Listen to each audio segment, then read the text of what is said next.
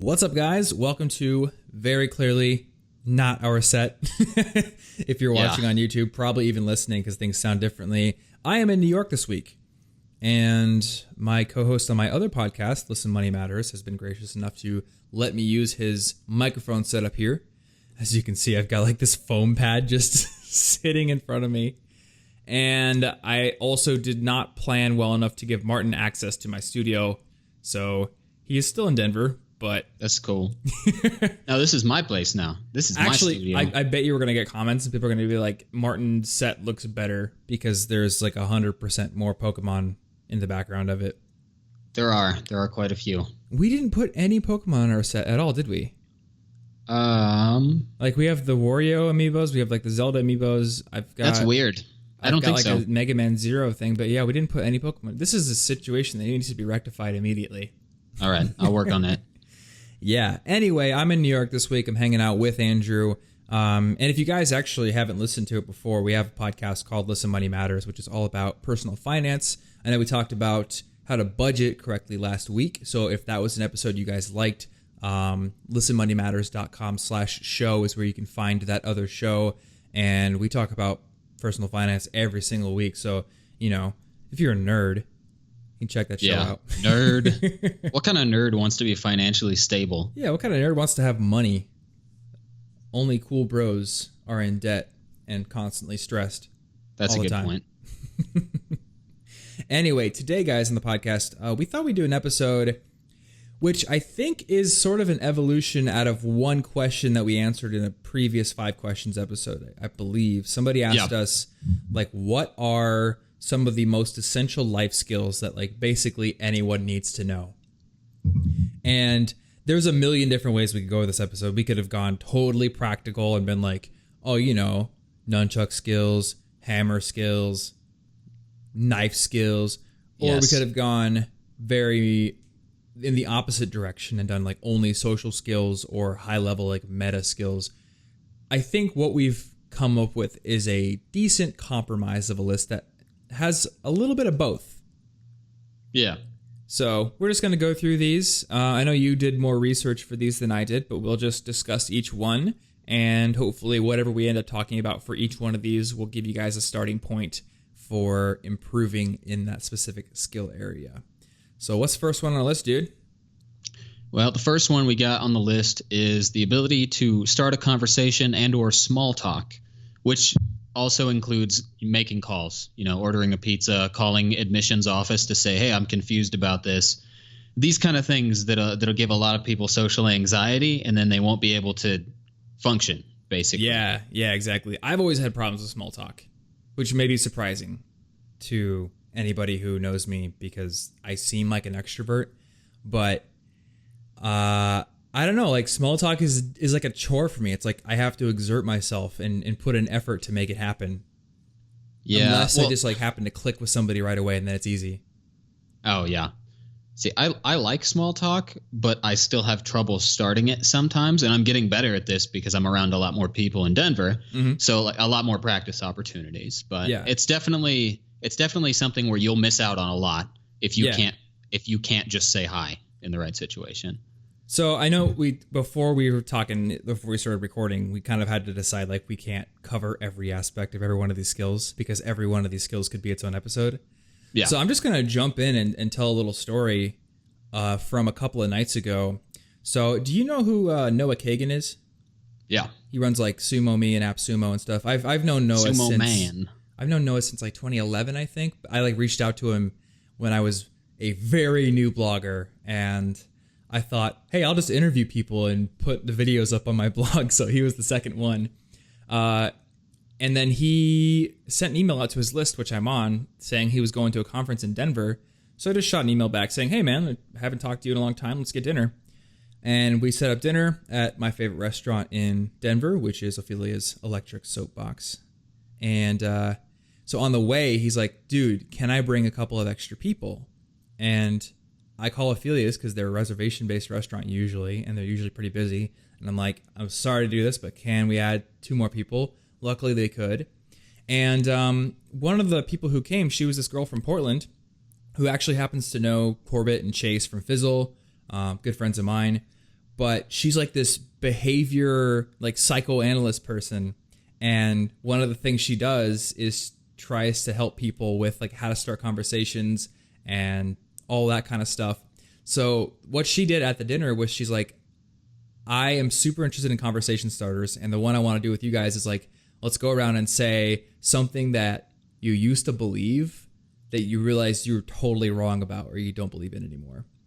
That's interesting. Yeah. So I thought it was kind of cool that she like took the lead in starting a conversation with something that wasn't boring, like tell me what you do for work or tell me about yourself, something very like generic like that. So we got some pretty cool answers, you know, like ranging from like I used to be this type of religion or political affiliation and now I'm not, or I used to think that whenever I had a weird quirk about myself, nobody else was like that, and then I started to realize that everyone has those same quirks and also feels like they're the only person that has that. And it's kind of spawned a lot of really cool conversations. So I think one way that you can start conversations is kind of like be the leader and figure out, maybe even pre-plan ahead of time or read up on conversation prompts that can get everyone involved in a discussion. And I also noticed that she didn't try to make it too formal. Like she didn't try to like go in a perfect circle around the table or go right to the next person after one person said their thing. She'd sort of like let an organic conversation happen, and it might take 15 minutes just based off of one person's starting thread. And then if it died down, then we go to the next person. But that kind of like leaves like a lead in. So there's never a lull. Like if you can see that this thread is dying down, there's like something in the queue basically. Oh yeah. So that was pretty cool. The other thing is Noah himself was like, he jumped into talking about like really weird relationship things that people normally don't talk about in company they're not really familiar with. Oh, like it's too personal? Yeah, like really personal relationship stuff. Okay. Yeah. And I'm not a very easily embarrassed person, so I just like, I'll talk about whatever. I didn't care. But I also found that was actually a very good way to have a pretty deep conversation right away, because like the moment everyone at the table realized like, oh wow, nobody else here is kind of playing their cards close to the chest, trying to, you know, be too surface level, they felt like they could kind of jump in as well and say things. Oh yeah, one person takes the awkward plunge and then everyone else makes it not awkward by following. Yeah, I feel like if people realize you're okay with saying awkward things or talking about awkward conversations, or you're okay with conversations that might spawn an argument or something, but you realize that it's not going to turn into a fight because you're a rational person, then they're not going to feel like they need to err on the side of like the weather or just those surface level topics that everyone talks about, which more often than not lead to conversational dead ends, and they don't lead to a good connection. Yeah. Yeah. I feel like I dominated that first tip, and I'm sure you had something written down, so I'll shut up now. Well, what I've got written down is basically something I've been trying because I've been getting better at this, being around more people. And it's kind of similar to what I said on a previous episode about asking for someone's name. Mm-hmm. In that if I want to, I'm waiting on the elevator, or I'm just walking or I'm in an event and I run into somebody.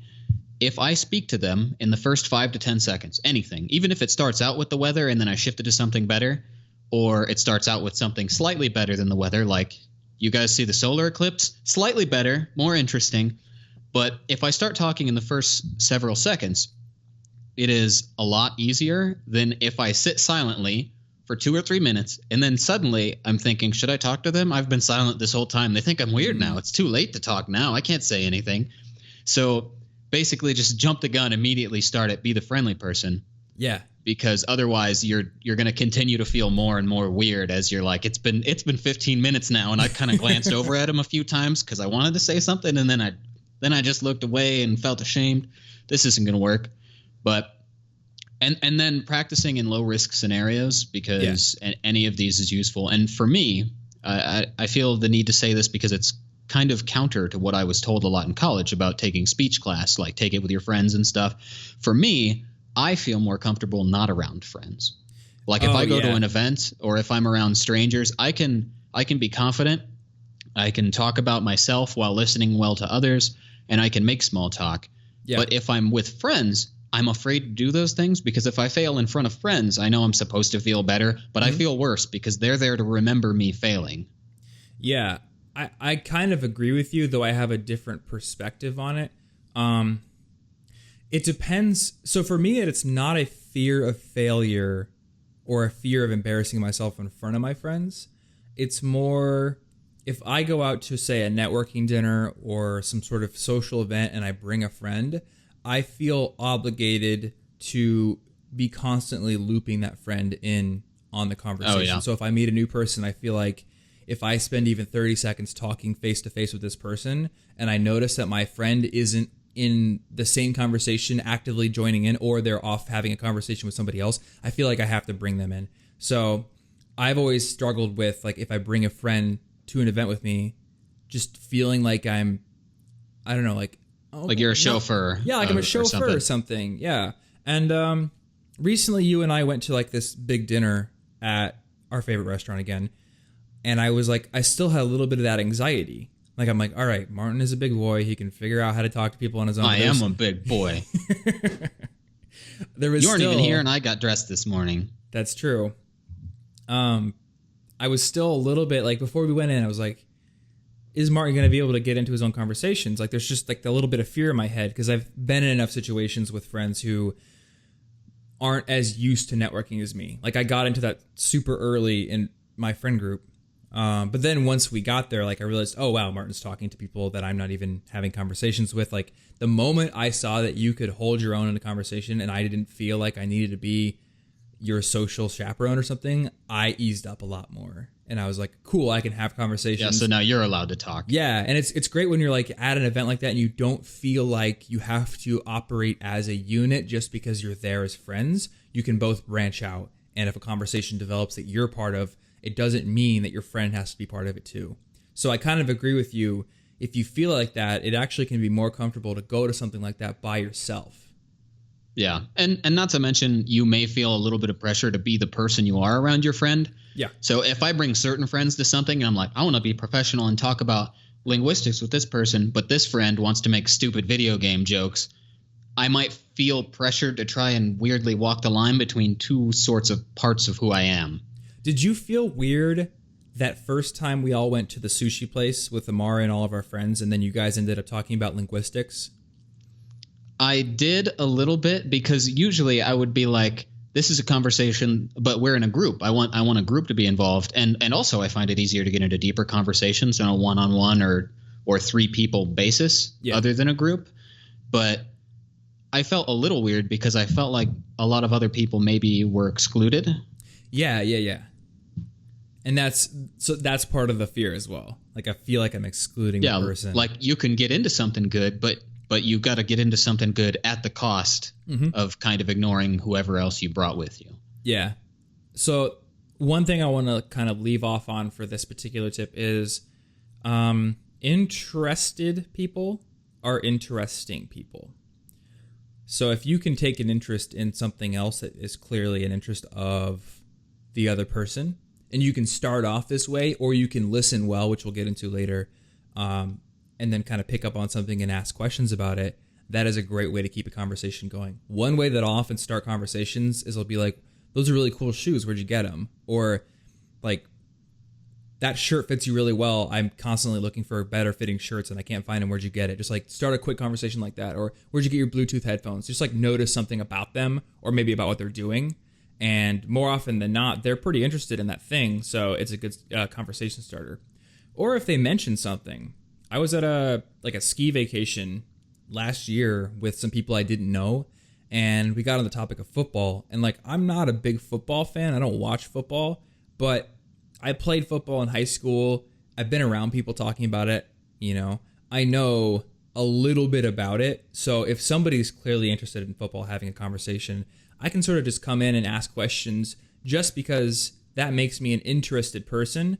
And it makes it me easier to talk to. And that might flow into something I'm more interested in later on. But if I you shouldn't just be like, oh, that's really interesting. I'm going to go. Yeah. Or I don't care about your story. It's really cool you like football, but have you talked about skateboarding? You know, like it's just you're making it selfish then. Exactly. Yeah. So I think that's probably a good few tips. Well, we can't spend a whole episode on 1 of 10. So I know, right? I realized very early on, like, oh man, this could have easily turned into an entire episode on just this topic. Yeah, you know what? If we end up spending way too long, we'll just turn it into a two-parter. Yeah, it's true. Okay. I don't know. Skill number 2 is something I talk about all the time. It is the skill of solution finding. So what I mean by this is just building the skill and tenacity in your head to go out and figure out solutions to problems that don't have an immediate solution or an apparent solution. And I think a lot of people want to say they are like this, but it's my opinion that fewer people are like this in a general sense in like every part of their lives. They might be like it in maybe like their job or one thing they're very good at. One thing that I remember my parents used to say about my brother when we were kids is whenever he was doing something like a video game or something he was really interested in, he would do that. But then if it was something else that he didn't care about, he would not be like that. So I'm talking about building a general solution finder mindset, knowing how to find the answers to your problems, being willing to go out and look for them and solve things and try things, maybe even fail before you ask for help from somebody. And I think a lot of people don't have this. I mean, you have probably experienced the same thing that I've experienced. You're sitting in a class, the professor gives a problem or gives a homework assignment, and the moment somebody sitting next to you like runs into some difficulty, they ask for help immediately. I've had that with just me. I had a group project in a database class because we were in a computer business major where the people in it were just like, yeah, I don't really get computer stuff. Could you do this? And I was like, why are you in this major? It's half computer stuff. I understand that I'm good at it already, but the point is that you're supposed to be good at it by the time we're out of this, but they just deferred to whoever could solve it fastest. Let's just get through it. I've already told you, sir, I'm not a computer person. You're not helping me. I'm hanging up now. Yeah, I've already told you that I'm not willing to learn how to answer these questions. So if you could just answer it and we could both get on with our day. Thank you. Yeah. So one little thing that I want to talk about here is you have to be willing to screw things up a bit. And you have to be willing to learn through failures. Part of the reason that I got fired from the only job I've ever been fired from in high school was because I wasn't willing to do this. So I was working at an insurance agency, essentially, and I got hired as like a bookkeeper. So my job was do bookkeeping, reconcile credit card statements, light QuickBooks work, and then also like some filing and stuff like that. And I had never done work like that before. Like I had never really worked with QuickBooks. She had to train me on how to use it from scratch. I basically interviewed very well, and I had some other skills that were useful. But I knew, like, I had this fear in the back of my head, like, man, I'm working with this woman's finances. Like, it's the business's finances. And I was so scared to screw something up that every time I wasn't exactly sure that I remembered how to do the things she had taught me how to do, or there was a little edge case that didn't really make sense to me, I wouldn't even sit there and think about it. I'd go over to her desk and I'd be like, hey, I don't understand this part. Can you help me do it? And, for the first few times she did that, but eventually she's like, Thomas, I didn't hire you to constantly interrupt me and make me teach you how to do this over and over again. I hired you so I don't have to spend my time doing this. So sit there for like 10 minutes and see if you can figure it out. And it seemed obvious, but I wasn't doing it. So I started doing it, and several times I realized, wow, I did figure this out. It just wasn't immediately apparent. Okay, this button was hidden in this little menu. I just had to look for it. Or maybe I had to Google it instead of asking her and wasting her time, because there's already an article out there that doesn't waste anybody's time if I go look at it. And I didn't learn this perfectly, and it's one of the reasons I ended up getting fired. I also got fired because I didn't respect the culture of the workplace very much. I tried to be too independent. And I think we may have talked about that in other episodes. I can talk about it in a future episode if people really want. But that taught me a hard lesson. Like, you have to be willing to be independent. And we can link to the 8 Habits of Successful Students video that I made a few weeks ago, because we talked about something called the 15-minute rule in that episode. And we also have a full article called something about the Corson technique, which is a very similar thing. So those can be in the show notes. Also, before I forget, we also have an article called The Ultimate Guide to Networking for Introverts. So that would be good for tip number 1. Oh, yeah. And then when you talked about starting a conversation within the first few seconds, my friend Stefano has an article on his site, Collegetopia, called the 3-second rule, which is basically that whole concept. Like, if you get the idea to talk to somebody immediately. He was 2 seconds faster than me. He was 2 seconds faster than you. Well, now what am I going to do? Well, if you wait 4 seconds, it's just the person's actually going to be like, too late now. I was actually timing you. I have a stopwatch right here, and you didn't do it in 3 seconds, so I'm not talking to you. Yeah, you see, guys, I'm still learning. I'm still learning. Yeah, still learning. So the third skill, actually, there's a good segue here because we were just talking about how I got fired back in high school. The third skill is learning how to take criticism or failure in stride.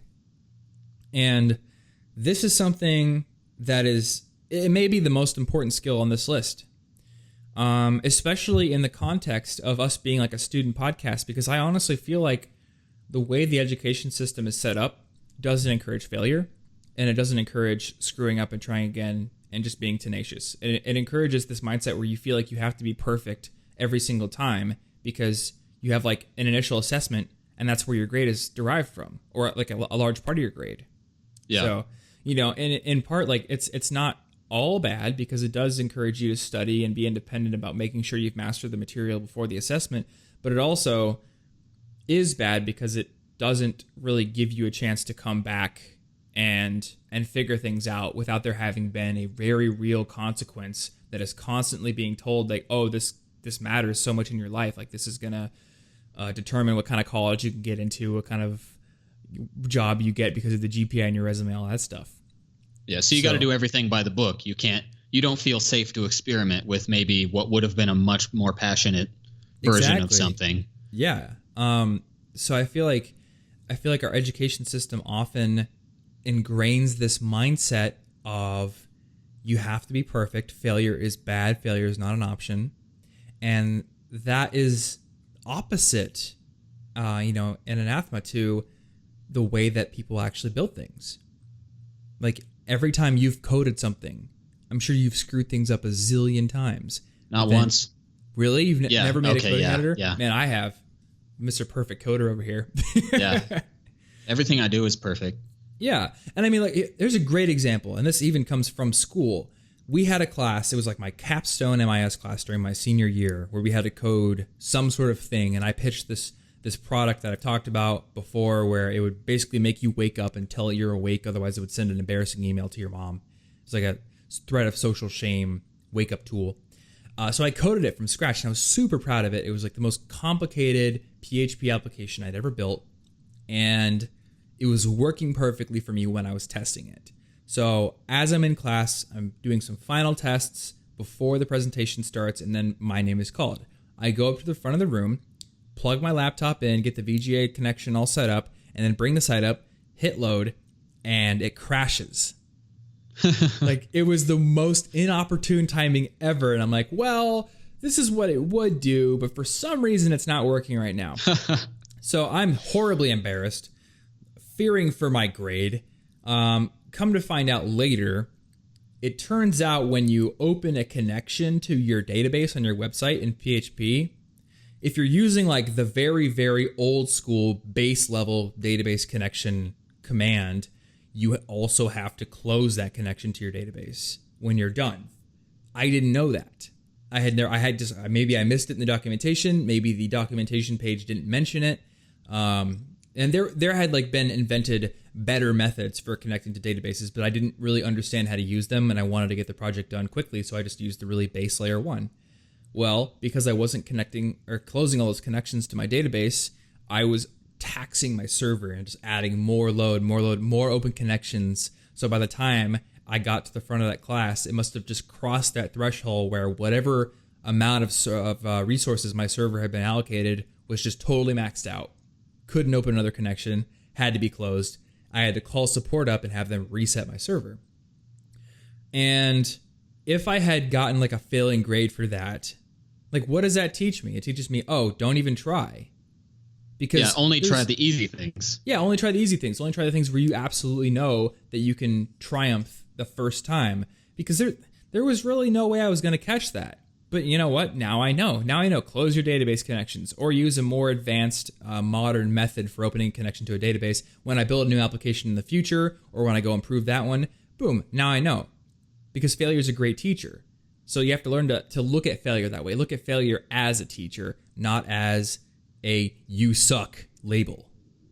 And the same thing with criticism, you know? And with criticism, I think of criticism in a couple of different ways. So criticism that is constructive, you have to ask yourself, does this person care about me?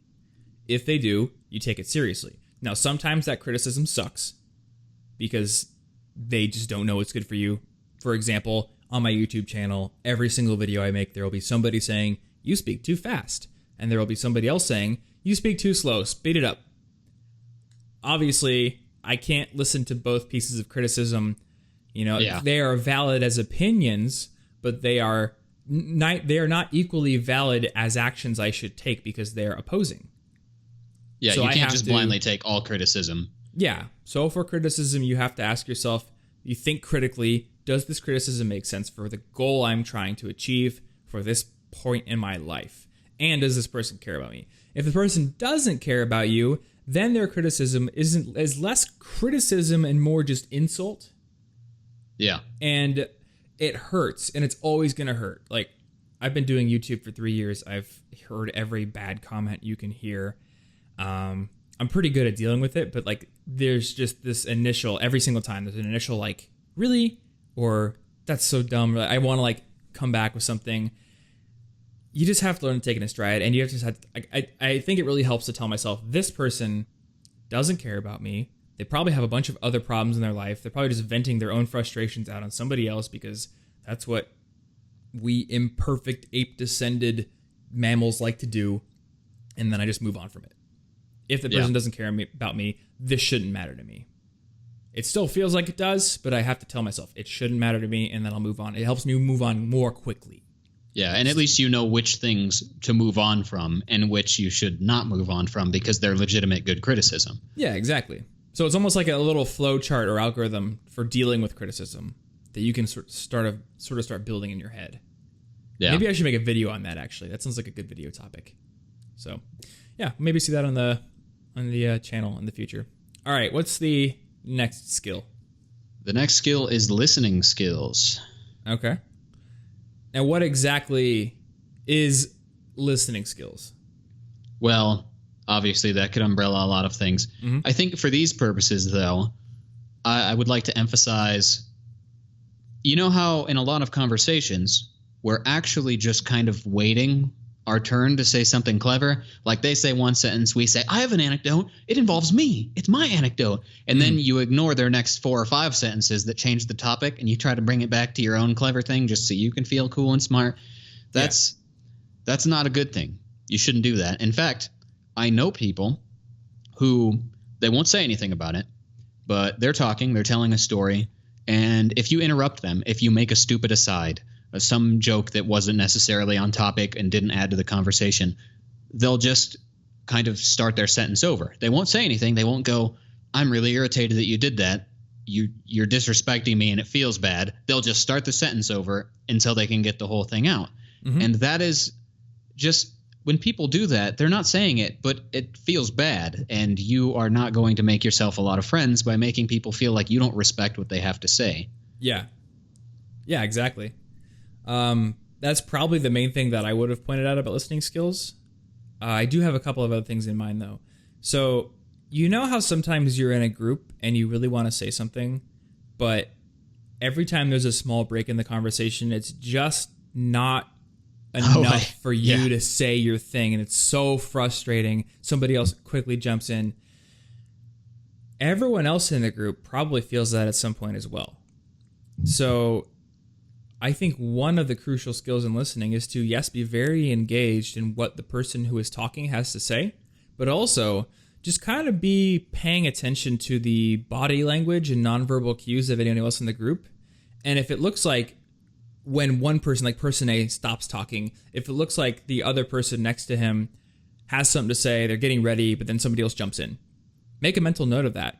And then when person C over here stops saying what they were going to say, you can jump in and say, like, I think they wanted to say something. Because some people are not quite as assertive as they could be, and they don't, push in. And they usually end up getting pushed out of conversations or just kind of have to stay quiet the whole time. So if you have a little bit more of that quickness or a little bit of that assertiveness, then you can use that to help somebody else. And they're going to respect you a lot more. They're going to be really appreciative of that. The other thing is pay attention to your own body language while you're listening. So I think an obvious thing when it comes to listening skills is to listen actively. Like you said, don't be constantly thinking about what your response is or your little witty retort. I can see you on your phone over there. Exactly. What was that? Don't be playing Pokemon Go while I'm talking to you. Use your body language to communicate to the other person that you are engaged and that they are the only thing that matters to you right now. In fact, a lot of times when I hear about famous entrepreneurs, famous founders, people who are insanely successful, one of the things that is often said about them is, I feel like even though this person is super ultra mega successful, when I'm talking to them, I have their full attention. Nothing else matters to them. This is something people say about Jeff Bezos a lot. Jeff Bezos is obviously second richest person in the world right now. He runs Amazon, so he's an incredibly busy guy. But one thing people will tell you about him is that when he's listening to you, he's only listening to you. He's not distractedly looking around the room, or he's not shaking his leg as if he's anticipating getting out of there. He's not checking his phone. So pay attention to your own body language. Are you actively looking at the person in the eye while they're talking? Are you using nonverbal cues like nods or saying things like yeah and uh-huh to kind of signify that you understand what they're talking about and you're following it? Or are you doing things like checking your phone or looking around the room, or even doing things like shaking your leg or doing some sort of nervous tick with your hand that makes it look like you're kind of in a hurry and you really want them to stop talking?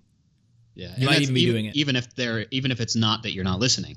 Yeah, you might be doing it unconsciously. Maybe you play with your ear, or play with your hair or something, but it kind of like signifies that maybe you're thinking about something else or you'd rather be doing something else.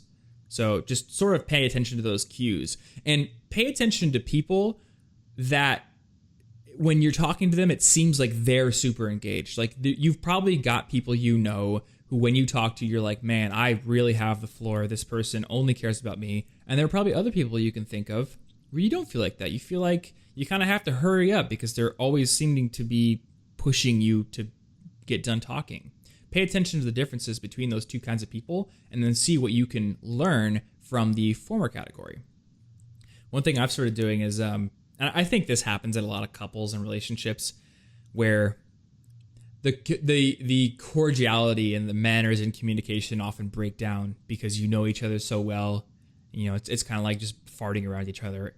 No matter what you say, it happens after a few years. So Anna a lot of times will pull out her phone and start texting while I'm talking to her. And I'll do one of two things. I'll just stop talking, and I'll often stop walking while she's doing it until she realizes. And I'll just kind of like say, I'm not going to talk until you put your phone away. Or without changing my tone of voice or rate of speech, I'll just start talking about something completely ridiculous. So I'm telling a story like, and then ninjas attacked and Optimus Prime came out of the earth and spit lava at me, but I actually deflected with my ninja sword. And I just see how long it takes for her to realize that I'm spewing complete nonsense. That's pretty good. Oh, it's no problem. I noticed that it seemed like you wanted a pause in the conversation, so I was just obliging. That's all. Yeah, and I don't want to pick on her too much because I'm not perfect. Sometimes I check my phone too, but I'm trying to be conscious of it. If my phone rings in my pocket while I'm talking to somebody, I don't take it out because I don't care who it is. It could be freaking Jeff Bezos calling me. They're not as important as the person I'm talking to right now. They will leave a voicemail. And if they don't leave a voicemail, they don't care about me as much as the person who is clearly talking to me right now, who wants my attention and who's going to give me their attention when it's my turn to talk. Yeah, they're giving you their physical time. Yes. To do something. And if somebody else doesn't care enough to leave a 30-second voicemail or call back, then obviously that's a lot less than giving you a big chunk of their day to stand there next to you. Mm-hmm. Yeah, and I think these listening skills are also very related to focus skills. Because often it's not that we're uninterested in the person, it's just that we're so conditioned to respond almost instinctively or reflexively to a phone vibration because it's like a little bit of novelty. Ooh, what could it be? So I almost feel like deliberately listening to somebody you're talking to in conversation is actually going to help you with your ability to focus on your work as well, because it is an exercise in focus. Yeah, especially since the phone is one of the biggest for both your work, probably also. Yeah, it definitely is.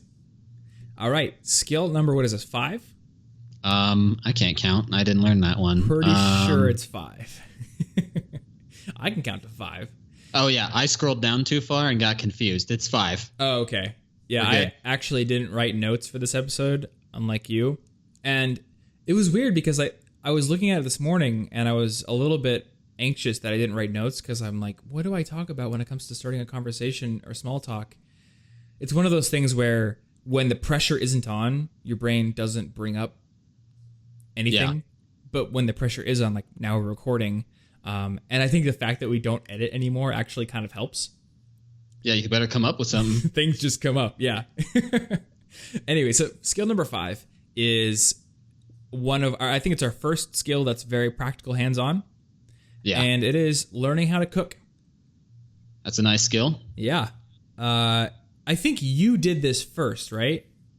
Yeah, because several years ago, I don't remember when it was anymore, but Clyde and I watched Fat, Sick, and Nearly Dead, or something to that effect. Something about, maybe it wasn't that one. It was that Maybe one. It was a different one. Okay, there are too many like health documentaries, but the dude was making a lot of smoothies. Yeah, he juiced things. Yeah. And he was getting super healthy and doing all these things and eating less processed foods. And I didn't want to like lose weight and juice, but it did inspire me to fix my problem with vegetables that I had ever since I was a kid. Like I was a very picky eater. Yeah. And I was like, you know what I'm going to do?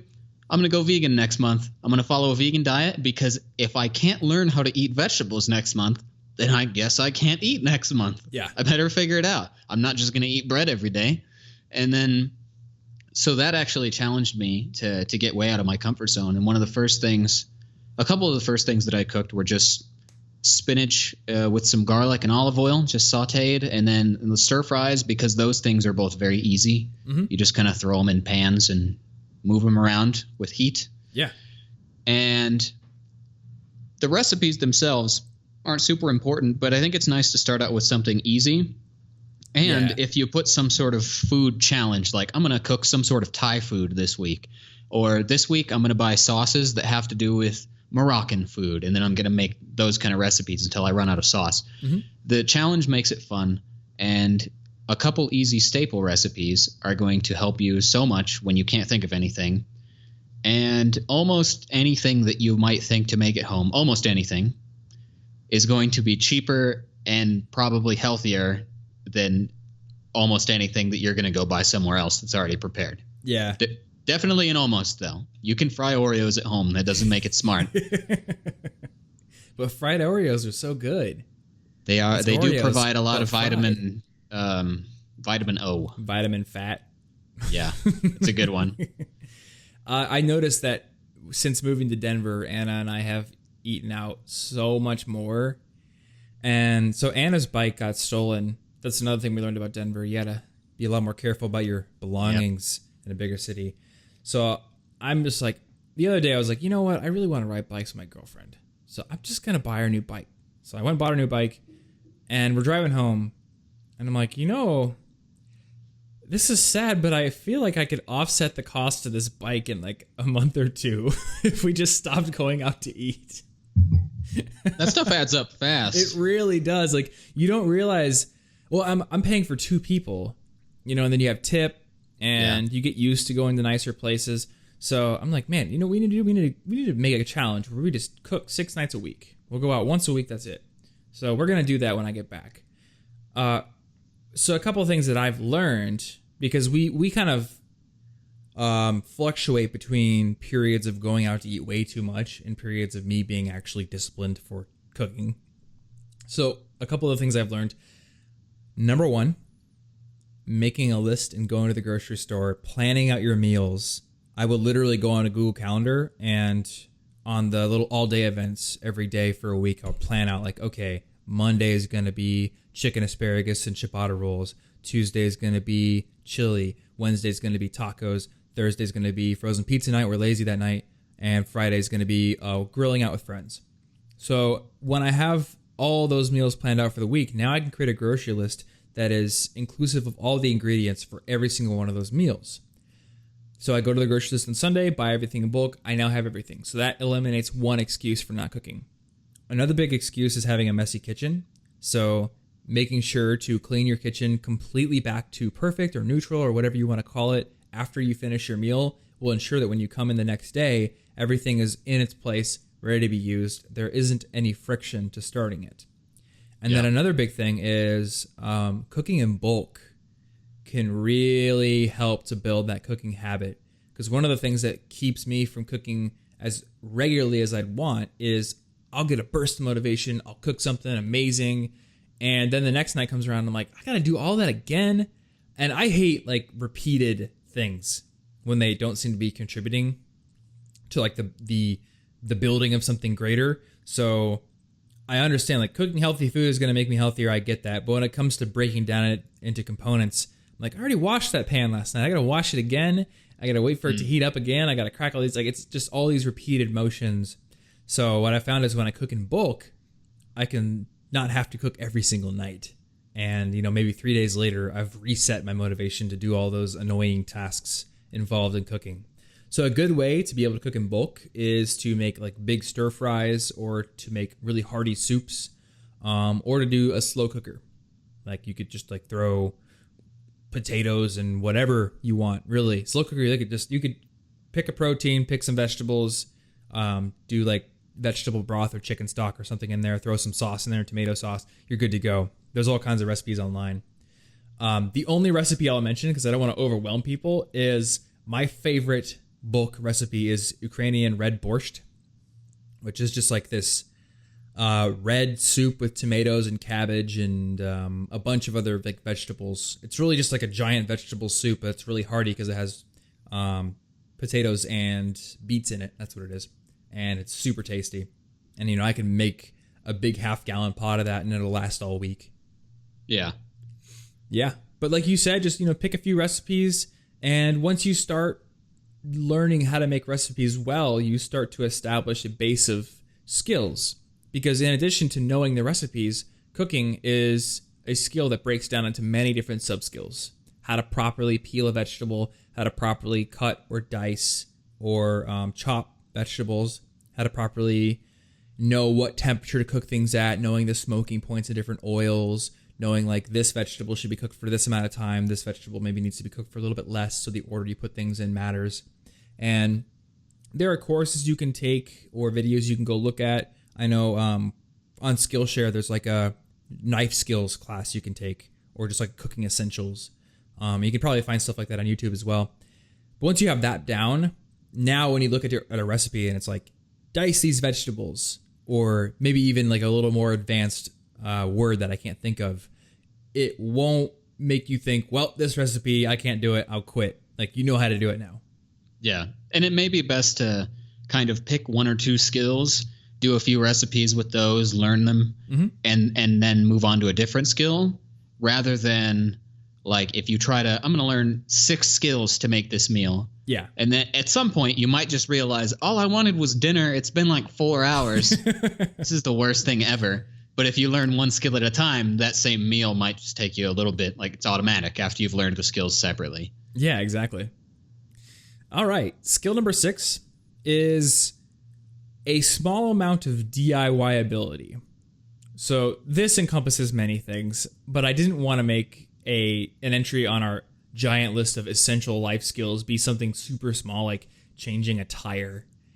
But what I found is embracing a bit of a DIY mindset and learning how to work with things physically helps in many different situations, ranging from the simplest, like being able to change a light bulb, to something maybe a little more complicated, like learning how to build a shelf. Or I'll give you a good example. You know that old car I gave you a couple years ago? I drove that car since I was 16 years old. It was a 1998 Chevy Malibu, tan, old. When I got it, it had 150,000 miles on it, and I drove that sucker up to 225,000 miles before I gave it to you. Well, that like model, whatever year range that they were doing that body style, had a common problem where the air conditioning would stop working. And my car had that problem. And I'm like, does this mean the Freon is empty or whatever? Well, no, turns out with that car, it's a problem with the control and the center console. And I took it to a shop and he's like, yeah, it's going to be about $600 to fix this. So I didn't have $600 laying around at the time. I was a college student. I look on YouTube and I just Google how to fix 1998 Chevrolet Malibu air conditioning. Find a video. Nice. And this dude's like, yeah, really what it is this one stupid dial on the front control panel thing. Whatever amount of graphite or contact that they put on it was insufficient to make a good electrical connection with the control. So when you're turning on the hot to cold thing to actually get the cold to kick in, it's not telling the engine to actually put the cold air on. That's why it's just blowing room temperature air at you. So all I got to do is pop this center cover off and then use a couple of tools to take this knob off, take a pencil, literally just a number 2 pencil, and just draw on that little contact plate. So you're kind of rubbing some graphite material onto it, put it all back together, and it'll work. So I figured out how to do that. And it required me taking that whole cover panel off of the center console. I actually had to take apart the ignition switch. It wasn't as hard as it seemed. It was a little intimidating to start, but in about 20 minutes, I had it all back together, turned the car on, boom, cold air. Nice. So it cost me, 1/1000th of a pencil to fix that's a pretty good problem. Profit margin. Exactly. Yeah. Not to mention a confidence boost. It means I'm no longer helpless. Yeah, it's a confidence boost. And I had the benefit of having a dad who sort of forced me to do things like this. Or he'd force me to do sometimes, or we just do it sometimes. Like I wanted him to build us a clubhouse in the backyard when we were kids, and he made me help him. Like I had to hold boards and drill some of the holes. My grandpa is like an insanely good DIYer. He literally built a whole shop in his backyard where he just like builds furniture all day. And his whole job now, he's retired, but he goes around town and fixes people's like handyman problems. Like he'll re-roof somebody's house or stuff like that. So it kind of runs in my family. But being a computer person, I didn't get into it as much as my grandpa did, for example. So it's really just been like an independent process of be confident enough to know you can fix certain things on your own with a little bit of effort, and then just go try it. And in the process of doing that, you're going to acquire a couple of things. You're going to acquire some practical DIY knowledge that will allow you to fix things, and you're also going to acquire tools. You're just going to need to. Like I'm at the point now where I have like a pretty well-stocked tool bag that allows me to fix most problems around the house. I can easily change a tire, good example.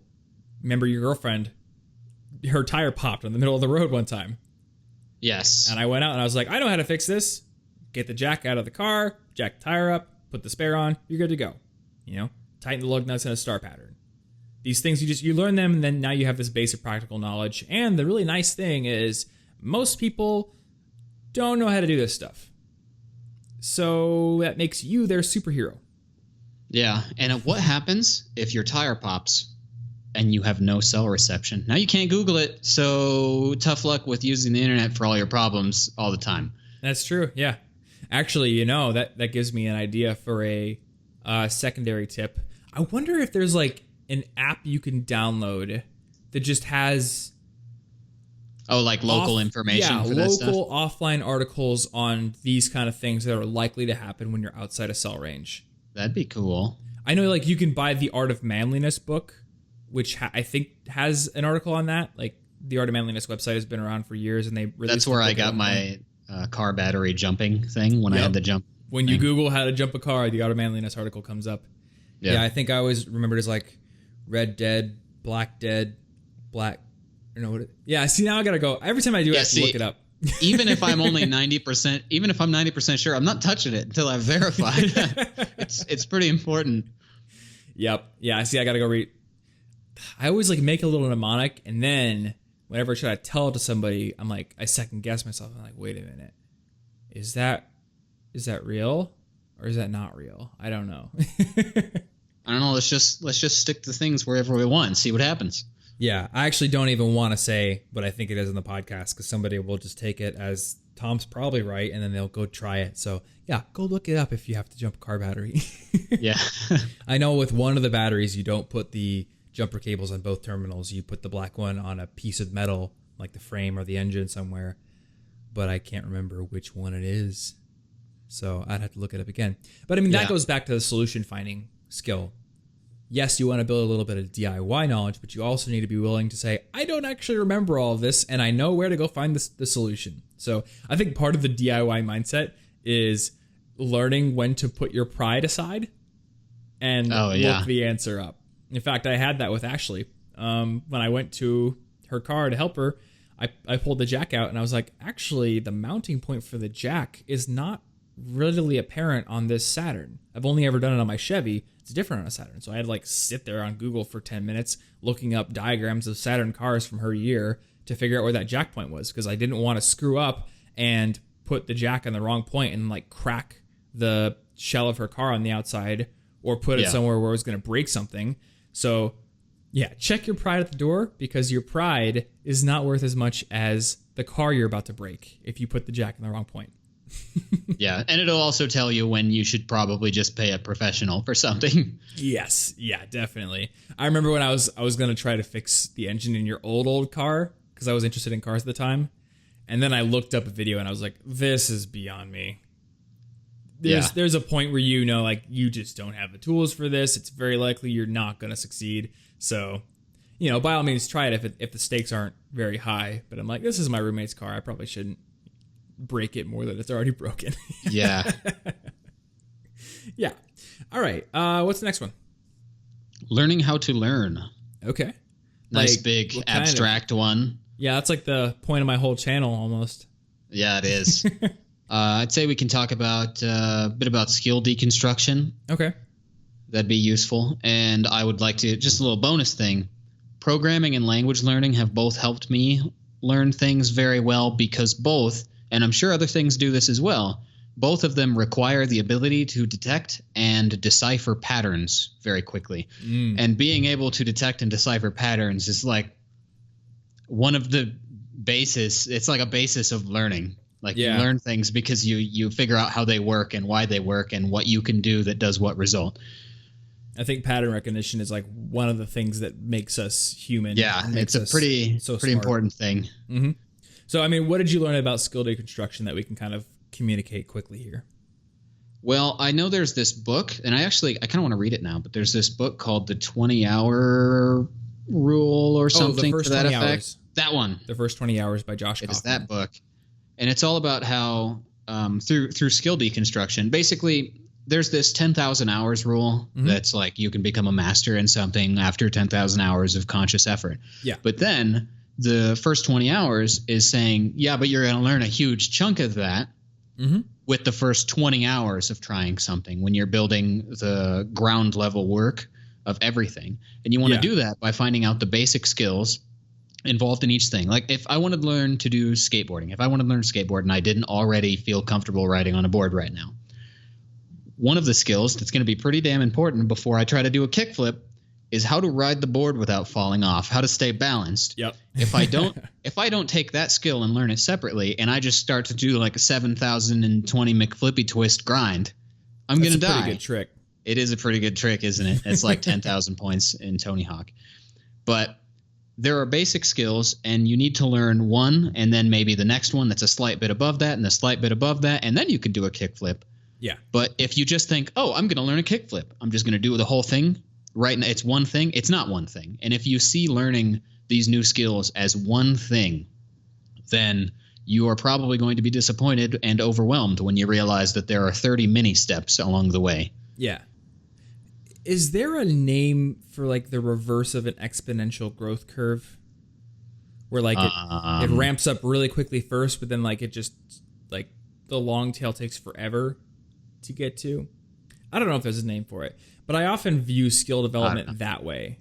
And I think like the 10,000 hour rule kind of discourages people because they feel like, oh, it's going to take me 10,000 hours of practice and I can only practice 2 hours a day, to get good at this. It's like, no, 10,000 hours is mastery, world class, become the best violinist in the world kind of thing. But you could learn how to play hot cross buns on the violin in probably 2 hours of practice. So for most skills, you can build a decent base and learn the basics, learn something at least to be good enough or sort of competent in a pretty short amount of period of time, relatively. So you're kind of like shooting up real fast, and then to get really good, that's when it starts to taper off, and your progression starts to become a little bit slower and slower and slower because you're eking ever so slightly towards that mastery level, whatever that is.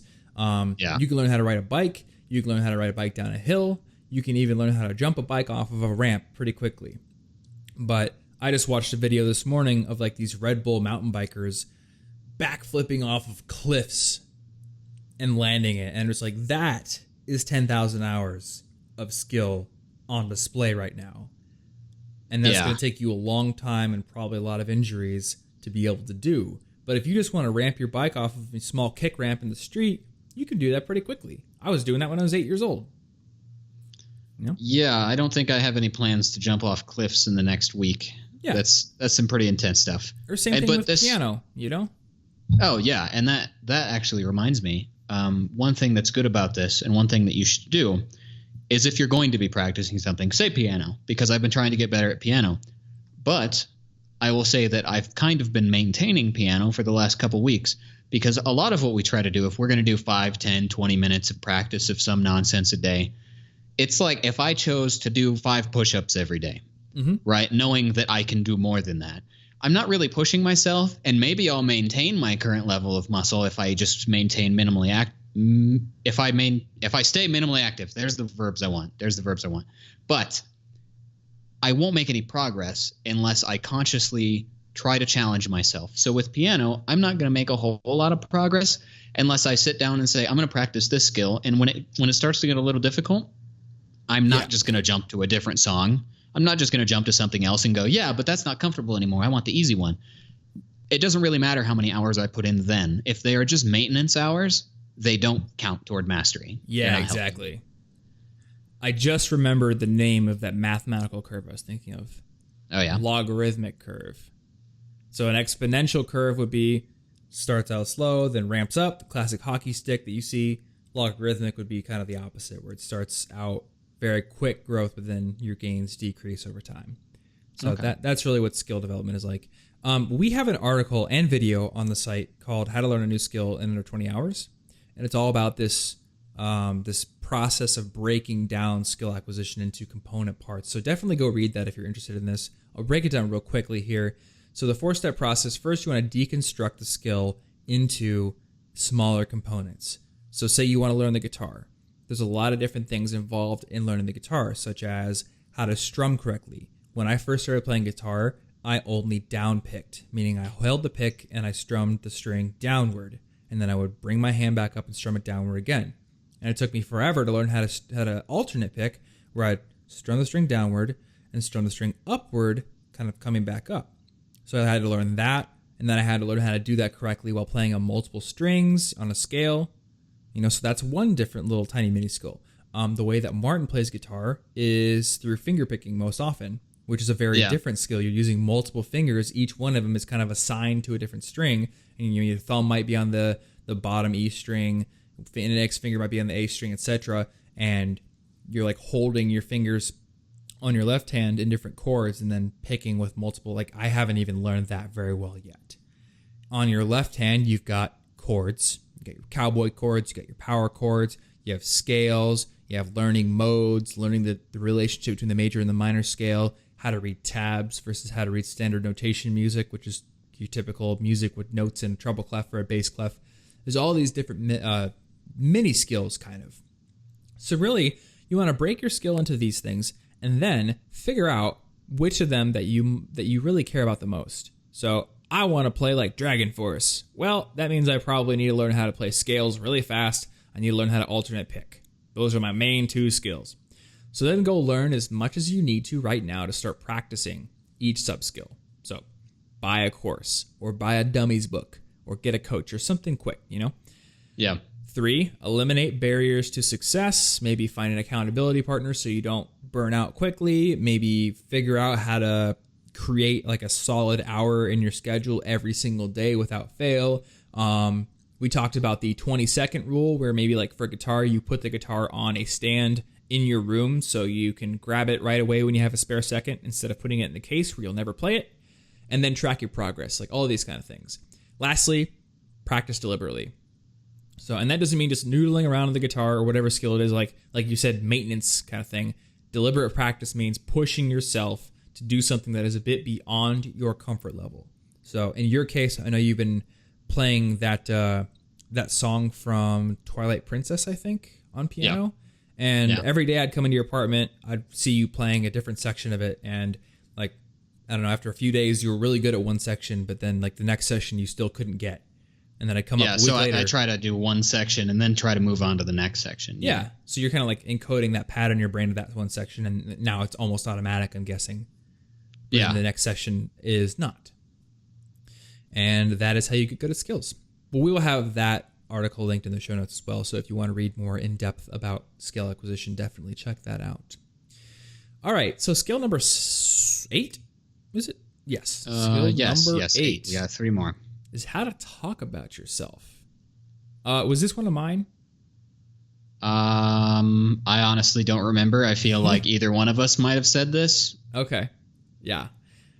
So this is a tough thing because a lot of people are afraid of bragging, or they don't know how to describe what they're doing in different contexts. So you want to start learning how to talk about yourself when you have just a few seconds to kind of pitch what you're doing, maybe in a professional context, maybe at a career fair or at an interview.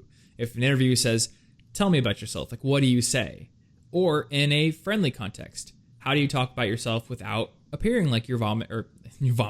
I think you had the word vomiting in the show notes. Appearing like you're bragging or vomiting. Actually, that's a pretty good skill. Don't vomit while you're talking about yourself. That won't help at the career fair. Yeah, that's... those Armani suits, it's hard to scrub puke out of them, so those interviewers are not going to be impressed. Now, word vomiting is a little more abstract than that. Yeah. So, I'm not sure exactly how to go into this one because it's very broad, but I think one of the things you can start doing that will make you better at talking about yourself is to get past that feeling that you're bragging.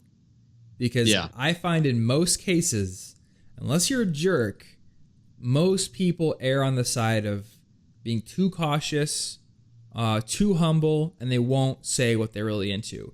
And what this does is instead of making you seem humble, it makes you seem uninteresting. So you're straight up not willing to really take credit for anything that you do, or talk about the things that matter to you. You're not really putting something out there. I think a lot of people are afraid that what they do or what they're into is either going to seem weird to people or it's going to seem insignificant. And so the example that comes to mind recently is my girlfriend Anna just started a YouTube channel where she like customizes dolls. And that's her thing. She likes to do that. She likes to figure out how to paint the faces, make clothes, all that kind of stuff. But she's afraid that people are going to think it's weird. So every time that I've been with her and somebody asks like, oh, what's your channel about or what do you do? You can see, like, I could see her kind of like clam up a little bit and get embarrassed and really timidly say it. And every time it's happening, I'm like, Anna, you just got to say confidently that you like to do this. And it's fine. Like, if somebody thinks it's weird, do you even want to be associated with that person anyway? Because that's what you love to do. So I've kind of watched over the past few times that people have asked her about this, culminating in that dinner with Noah the other night when she got asked about it, and she confidently said it. It was great. And nobody judged her for it. They were like, oh, that's cool. And they were asking more questions about it, digging into it, kind of started a good conversation. And I'm like, good, there you go. Now you're talking about yourself. So I think one of the first things is just become confident about what you're doing. If you like to do it, there's no reason to be scared about it, about people thinking you're weird or creepy or nerdy or whatever it is. And one thing I found, and maybe this helps with people's mindsets, is if somebody thinks a certain hobby or pursuit is weird, one of the things that starts to erase that belief or reform it is when they see examples of people that they like or that they think are normal doing that thing. Yeah. I mean, look at 20 years ago. 20 years ago, PC gaming, even console gaming, was thought of as a super nerdy thing. Like, if you played video games, you were a nerd. And, like, not a nerd in a cool sense, because being a nerd's cool now. Like, you're a social outcast. People thought that you were unhealthy, probably had no social skills, all that kind of stuff like that. There's like all those stereotypes. And now PC gaming is huge. There's like StarCraft tournaments that get more viewers than some professional sports games. Esports is huge. Everyone plays video games. And that happened for a reason. It happened because, at least in part, that stigma went away when people who other people respected or thought were normal said, I like to play video games. I'm a gamer. I play games in my spare time. That's pretty cool. And that, at first people's reactions like, oh, you do that? You do that? Like, you're a gamer? Or when I tell people I figure skate, I get some weird looks. They're like, you're this big, weird, like bearded dude who is like into DIY and stuff, and you have figure skates? And I'm like, yes, I do. And then inevitably they kind of shift over to, and then they start getting interested and they ask about it and they're like, that's actually pretty cool. So I think maybe it's not weird for dudes like Tom to ice skate. Yeah. It's not weird if you prove to them that it's not weird. Exactly. It's not weird that big bearded dudes like to figure skate because it's fun. You're going fast, you're doing tricks. It's like skateboarding with blades on your feet. It's pretty fun. Yeah, it's just really elegant skateboarding. Yeah, I know, right? So I think a lot of people think hobbies and stuff like are weird because they don't understand them, or because they've been associated with weird people either in the media or in their past experiences. So you just have to push them past their pre-established biases. Yeah. And if you're confident about that, then you're most likely going to succeed. But if you're unconfident about it and you're very timid, then you're not. So just tell yourself that, like, I'm confident about what I do. The other thing I'll mention here is when it comes to your job, I think a lot of people start talking about themselves, about their jobs. And that's often boring. So I would almost say, like, start with your hobbies. Start with something else that's cool.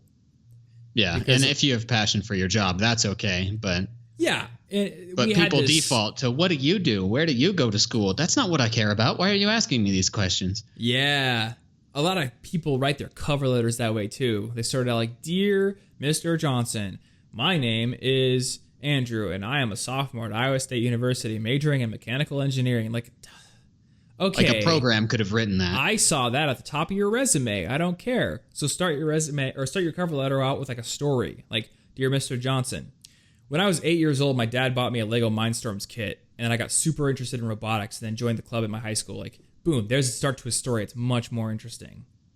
So yeah. I just think if you can hone in on something that's interesting and try to steer clear of all the cliche things, ask yourself, like, if this person started with this, what I'm prepared to say, how interested would I be? Oh yeah, that's probably a good not question. that interested. You probably nod your head because that's what you're supposed to do, and you just listen to these two weird guys on the internet say that you need listening skills. But for real though, you're not interested in hearing about, I'm a claims adjuster at this insurance company. Like, don't tell me about that. Tell me you're like super interested in linguistics, or you're going out and like doing archery lessons tomorrow or something like that. It's way more interesting. Yeah. And if you're super passionate about your job, that's going to come through. So don't worry about that. I just think a lot of people default to the boring things because they think that's what other people want to hear, or they think they're going to get called out for being weird if they really show who they are. Yeah, weird is good sometimes. The only limitations that I would place on some of these are, one, you don't want to say everything at once. So if you're going to bring up something cool about yourself that you do, you should probably wait until there's a reason to have brought it up. Either somebody asked you an open question, or that topic came up, and then it was your turn to speak. You let them finish their sentence, and you're like, oh, I like that too. And now you can talk about it. But and I've done this before. I used to do this where I'd run into like an old friend, and then I would tell them all the things going on. They were just like, you can't just do that. Like, I have no idea. I can't keep track of all this. This is too much information for me to process. Yeah. Let them know one cool thing at a time through the right context, and that'll be how you're humble. You're humble because you let your skills go unnoticed, and then you surprised them, and you were like, oh, yeah, I totally do that. I just didn't feel the need to tell you every cool thing I did immediately. Yeah. And that's useful. And there's also a nice mindset you can have about certain skills where you identify yourself more with the work or the studying or the process itself than the results. And this kind of needs to go opposite if you're working on like a resume. If you're talking about yourself in that sort of form, you want to focus on the results. But if you're talking to friends, you want to say, Oh, I study languages. You don't want to say, oh yeah, I speak 3 languages and they're super cool and I travel all the time. You just want to. Yeah. This is what I do. If you are interested in the results that activity has brought me, if you're like, oh really, what languages do you study? Oh well, I speak a bit of this and this. Now you can go in, but you want to start out identifying with the process itself, and this also inoculates you a little bit to being concerned with criticism, because if somebody criticizes how you're doing it, you'll say, oh, well, since I'm the kind of person who studies that information's that's useful. But if you identify as I'm Martin, language genius, and somebody calls me out and I'm wrong, now I'm like, uh-oh, maybe I'm not a language genius. I feel bad now, but I am still somebody who studies language, and now I can just absorb that. I think you and I were having a conversation about that the other day, about like certain skills where it seems normal to say I know or I can do versus other skills where it seems a little arrogant, like to say I can ice skate is a little more acceptable than to say I can speak French, because a lot of people are overconfident in their ability to speak French or something. Yeah, well, I think with certain things you over or under assume. Like with ice skating, I will under assume because I know most people don't know how to do that. So if you say you can ice skate, I default to, oh, they know how to ice skate a little bit. But when it comes to like a language, I think a lot of people overestimate what they're saying. They say, oh, I can totally speak this, but they really mean I can get through really basic like first year conversations. Yeah. And I can do that fluidly, but they don't mean I can talk about politics and how the internet has changed technology. Yeah. And those are different things. So personally, I don't really like to say I learned a language. I like to say I study languages, or I've been learning. I'm always still learning. There's still so much Spanish I don't know. So it's like using a verb that implies that you're still on the journey rather than implying that you have already done the thing. Yeah, and if I feel I'm on the journey, I don't think people are going to take that as quite as arrogant as they might take it if I just – and it depends on the topic, sure, but you basically don't want to imply that, yeah, I know everything about this. Let's talk about my accomplishments. Yeah. Because that's not what it's about, and that's not necessarily what they wanted to hear unless they asked for, name the coolest 3 things that you're proud of doing. Now you can say it. Yeah, there you go. Because now they're wondering. Now they want you to brag a little bit. Yeah, you don't want to brag unless there's really a reason to. They ask you to do it. Mm-hmm. Another thing you were telling me about the whole, don't just word vomit everything you do immediately. I think you were saying something along the lines of like it keeps you mysterious in a way, not in a bad way, but like in a cool way. In a cool way, like over time they can organically discover like, wait, you have a rap album out too? Like that's what? Cool. But if I didn't know that. And there was one point after one of my German classes back in university where I was talking to some of my classmates after class outside, and then my French teacher from previous years walked by, and I just was like, "Oh, hey there," and I just started talking to him in French, and they were just like, "You are the most interesting person right now," because I wasn't every day like, "Oh yeah, I totally studied French too. Isn't that cool? Think I'm cool." If it comes out naturally and you're surprised, they will think it's cool. If you shove it in their face, they won't like you very much. Yeah, exactly. Yeah, so it's all about how you choose to present those kind of things. All right, skill number 9 is to build a forward-thinking mindset, or just having like an awareness of what's coming up in the future. So I like to think of this in terms of what is my life dependent on, my current life state, and what are my future goals dependent on. So my life, that can break down into I have a home, I have certain relationships, I have health, I have finances, I have all these different like domains of my life. What are those dependent on? Well, my girlfriend's probably going to break up with me if I don't spend time with her and show her that I care about her. I need to maintain the relationships with my family and my good friends and things like that. Well, and then I can move over to things like rent or my apartment. This apartment is a year-long lease. Where do I want to be after this apartment is done? Do I want a different apartment? Do I want to stay here? And then you start to think of things that you need to either do or know about in the future, such as when is the renewal date for this apartment? At what point will the apartment complex just be like, yeah, we actually gave your apartment to somebody else because you didn't renew fast enough, and now you have to go live with a bunch of druggies. Like, oh yeah, my girlfriend tells that story all the time. Yeah. I mean, that I don't want to call her out too much because that wasn't her fault. It wasn't her fault. They messed it up. They did mess it up. But that could easily happen anyway. Yeah. So if you're constantly only thinking about the now, then stuff is going to sneak up on you, basically. Life's going to catch you off guard. Or you're not going to be able to achieve your goals as quickly as you'd like because you're not thinking about things that are coming up. Such as, like, I really want to participate in a bike race at some point soon. Like, I'm getting into cycling a lot and I want to do that. Okay, well, if I'm a now-centered person, I'm like, well, I'm going to go outside and ride my bike and train, so I'm really good at bike racing. But then it turns out you have to sign up for the bike race by this date. Otherwise, you're not in. If I don't think about that thing in time, then very likely I might just show up at the race and then they'll be like, you're not actually registered. You know, or maybe I'll realize too late, like, oh crap, maybe I need to register for this thing, and then it's too late, I can't do it. You know, and that's a pretty low consequence thing, but if you build that future mindset where you're just kind of like constantly looping through the things you care about and things that are that your life is dependent on, then you think about the actions you need to take. And it doesn't even mean you need to take them now, but it at least means you need to make a note in your task management system to do this thing later. You know, like one thing I think about is when does my car oil need to be changed? Oh, well, there's a sticker right up in my car. It tells me the exact mileage, and that's going to happen, you know, in X number of days, most likely. So I'll just schedule that. That way I don't forget and I don't blow my car up. So that's useful.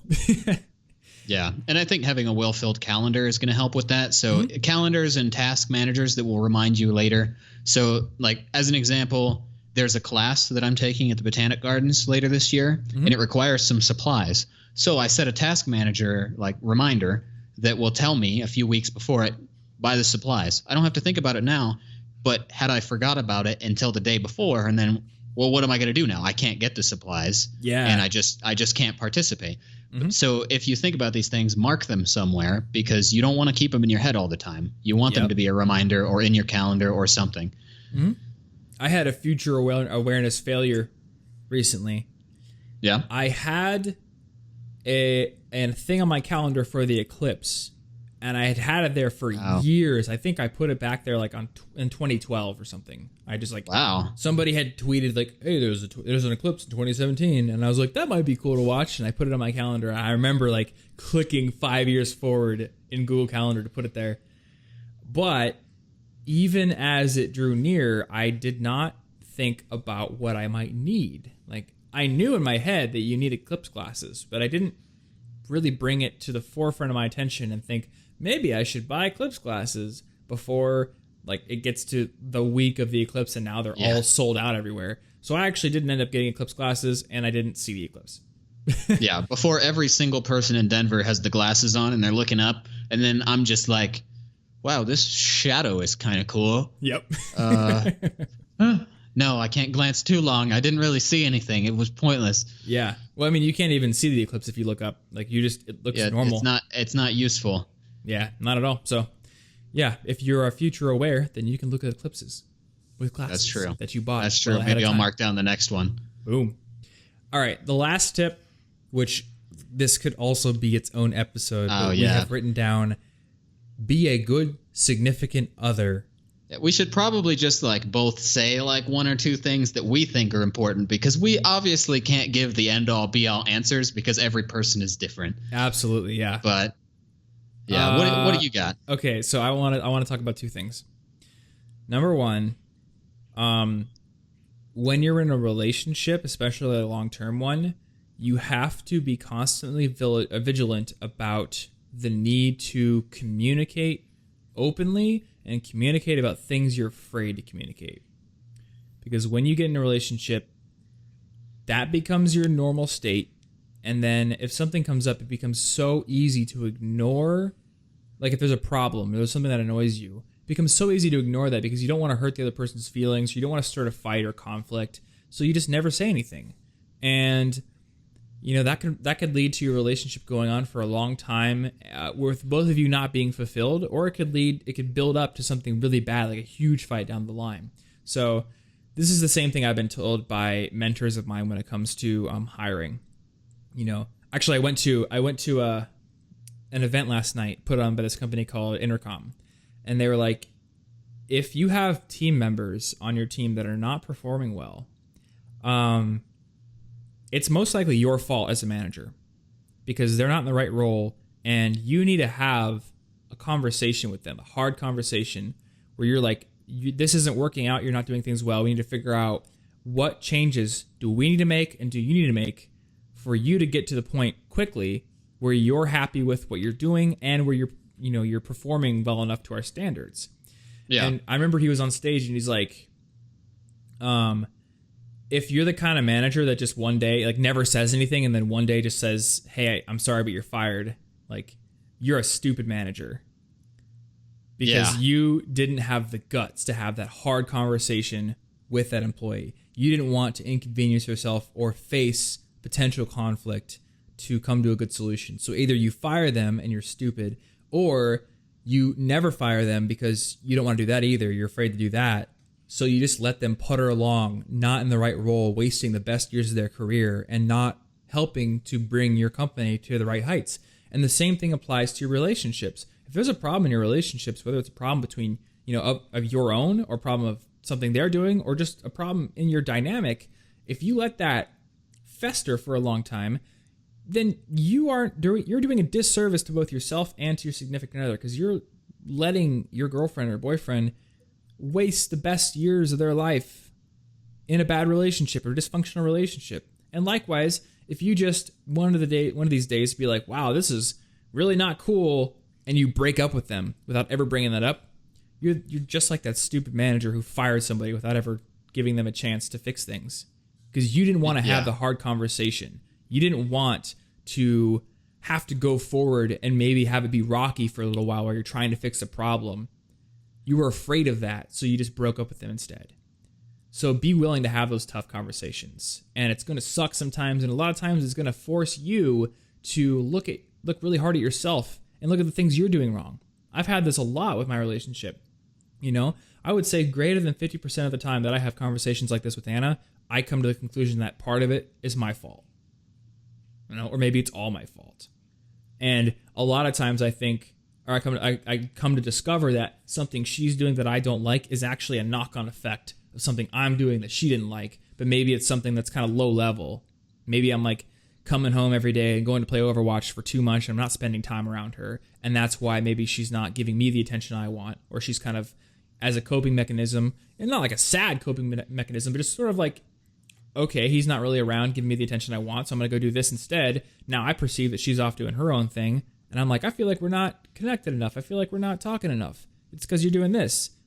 Or is it because I'm doing this over here, and that's why you're doing this? So have those hard conversations, and always go into those hard conversations without pride, and be willing to dig deep into your own behaviors and figure out, what am I doing that's actually causing this problem, or what could I do that's going to solve it?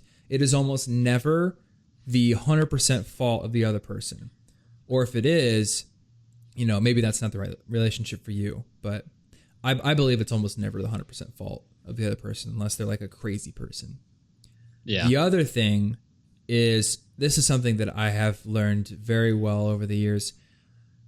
When there's like a fight, like or even a small little spat in your relationship, or the other person says something that hurts your feelings, you're going to get defensive, and you're going to have the first immediate thing that comes to your mind is the defensive thing to say. Maybe it's like a little quip that's going to sting back, or it's going to make you win the argument, or it's going to make you win the exchange. Like, ha, my insult was better.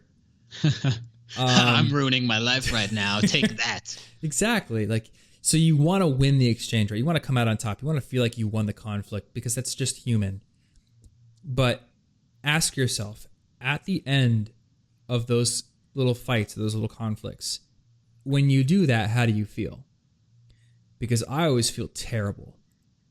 If Anna says something offhandedly that hurts my feelings, and I come back and I just say something snippy, I might have won the exchange, but now we're driving home in silence because I hurt her feelings.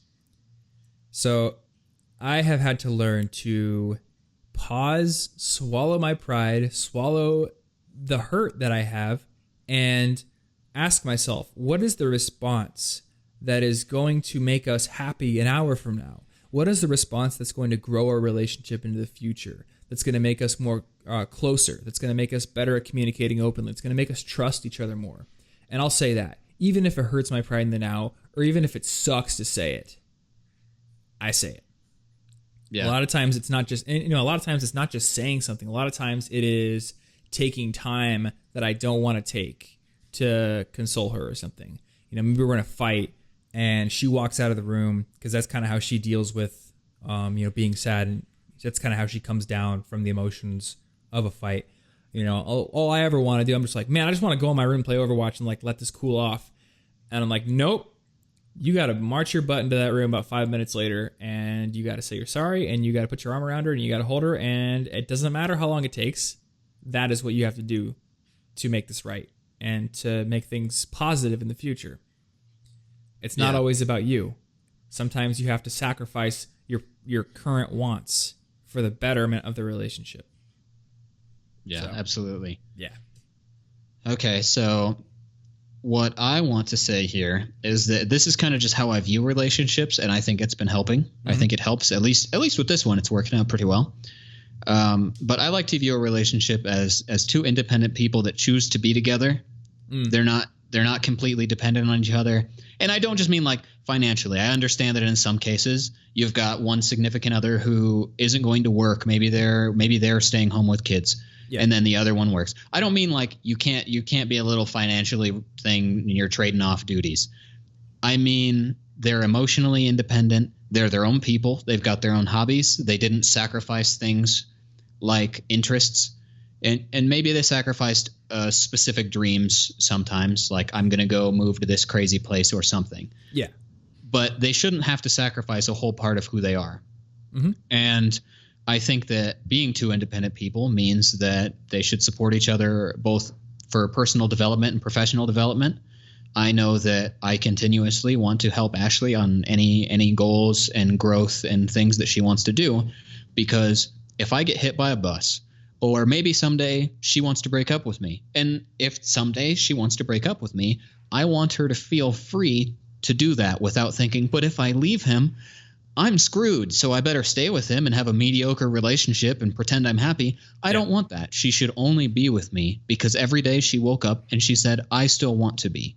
Mm-hmm. There should be no, I'm literally helpless without them. Somebody save me. Yeah. And basically, regardless of anything that happens, regardless of how long we're together, regardless of whether we have some crazy fight someday and break up, no matter what happens, I want both of us to be able to look back and say, that was a positive experience, and I don't wish it away, even if it has ended now. Yeah. So it's kind of like I want to give in a way that is not dependent on her staying with me. What I give her is hers to keep. Any help developing, any gifts, any kindness or honest words or criticisms are hers for her development, not to make her stay attached to me. Mm-hmm. I absolutely agree, 100%. Well, we should probably do a full episode on this topic at some point. Yeah. Like I feel like there's I think that's the main thing right now. But but yeah, I think those are some good things for people to think about. So I think we covered it pretty well. Yep, hour and a half. Nice 10 lesson. Yeah, we ended episode. Up. I remember when we started recording, I was like, we'll make this one shorter. And of course, it's like no. Well, honestly, I thought it might even end up longer than this. So I'm proud that we stuck to an hour and a half. We did, yes. And the last episode was an hour and a half. We are trending upward in length. Whatever. Who cares? Hopefully, we're trending better in quality. So then, if that's the trade-off, I don't care. Oh yeah, I'm really happy with this episode. So hopefully, everyone else was as well. Show notes are over at cigpodcast.com/175. 25 episodes to go until we hit the big 200. Ooh. Or if you are watching this on YouTube, you will find that link in the description down below. So definitely check those out. I did mention a few articles, videos on the site, a couple of other external resources that you might find useful if you are looking to build your skills in any of these areas that we mentioned. So definitely check those out. If you guys have not done so already, one of the best ways to support this show is to go over to iTunes and give us a rating and review. Not only does that give us feedback on what we're doing right and what we can improve upon, but it also helps to bump the show up the rankings in iTunes. And another thing you can do if you haven't done it already is if you hit that subscribe button in iTunes, that's also a big signal to iTunes to say, hey, this show is growing. Let's put it on that education page so more people can find it. So that's definitely a way to help the audio feed grow.